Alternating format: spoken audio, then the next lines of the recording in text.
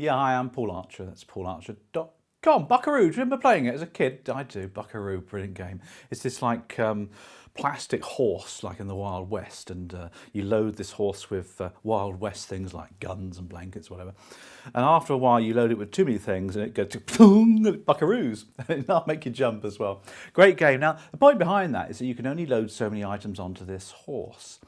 And it bolts, and the point behind the game is to keep those things to a minimum. And that's like life, really, because life has attention spans. We've all got attention spans, haven't we? Now, NLP, neuro-linguistic programming, reckons we've got around about 7, they say 7 plus or minus 2, 7 conscious things that you can deal with, or things you can deal with in your conscious mind, if you like. And that makes sense, actually, because you get overloaded, don't you? And we have to be very careful. Now, let's take a look at some things you can use with that concept in the world of selling. So if you're selling or influencing people, first of all, if you're dealing with a customer or a client, make sure you don't overdo the 7. It's amazing what distractions occur. Email, phone vibrating, whatever it is. So try and keep those things to a minimum.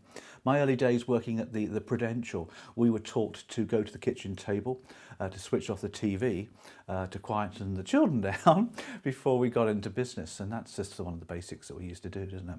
What you could do, though, is you could get into some subtle, hypnotic kind of stuff here if you wanted to, and deliberately overload the client's attention span, their conscious mind, deliberately overload it.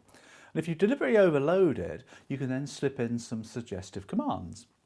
So you could use a lot of because words, because this, and that, of course, influences people.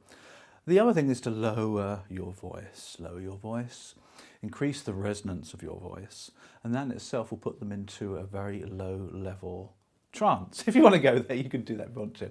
No, I do that. It lets people concentrate, of course, and then you can put in suggestive commands like, by now you'll be ready to go ahead with this contract, wouldn't you? It's little words like that make a huge difference. The other thing is obviously match everything you see and hear with the client, match the physiology and everything. And that way you'll influence somebody very, very subtly. Hey, great game, Buckaroo. Reminds me of cold, wet afternoons in the caravan when we used to go holidaying in Cornwall. Hey, speak to you soon. paularcher.com. Bye.